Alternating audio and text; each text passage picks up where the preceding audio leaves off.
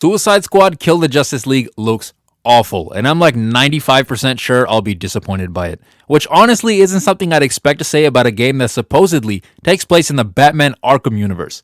But with most of the original co-founders of Rocksteady leaving to supposedly work at DC Studios, you have to wonder why, and what exactly is going on behind the scenes. Most of this game has already been leaked, so I'm going to give everyone a quick spoiler warning, but at the same time, if it's really that terrible, I'm sure you'd want to know. So, approach at your own risk. Firstly, this game has been confirmed to be a live service game, which just is the biggest slap in the face disappointment ever. Those of you who've been around the channel know I hate when video game companies force things like microtransactions, which live service games tend to do in abundance. And by doing so, they usually compromise the quality of the game. Not to mention, if you pay for this game and it doesn't do well, it could literally just be shut down forever and there's literally nothing you can do about it. What are the chances that this game comes out in a non-buggy condition? I mean, I don't even mean that as a knock on the game. I'm actually curious on what the statistical chances is that it will actually be released in a decent playable state.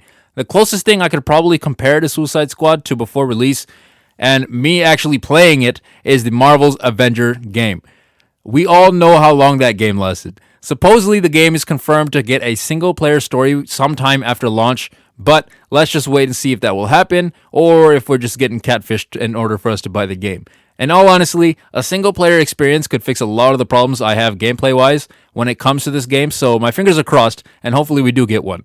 Presentation wise though, the game does give me some Fortnite vibes and a lot less Arkham vibes with its, loot and shoot style, which I think I'll definitely have to watch a little bit more gameplay before, and maybe I might have to get my hands on it before I decide if that's good or bad.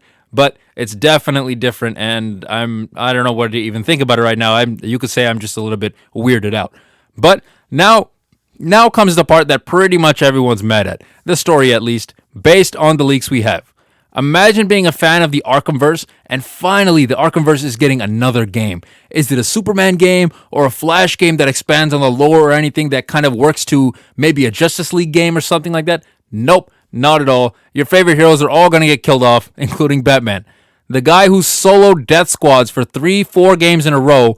On top of that, they decided to change established parts of the Arkham games to fit this story. The most standout one being the return of Poison Ivy. For those of you who don't know, Poison Ivy died in Arkham Knight in a very heroic way, and now it seems she's brought back as a child, basically undoing the story in a very emotional moment, just taking away the whole weight of that scene in Arkham Knight.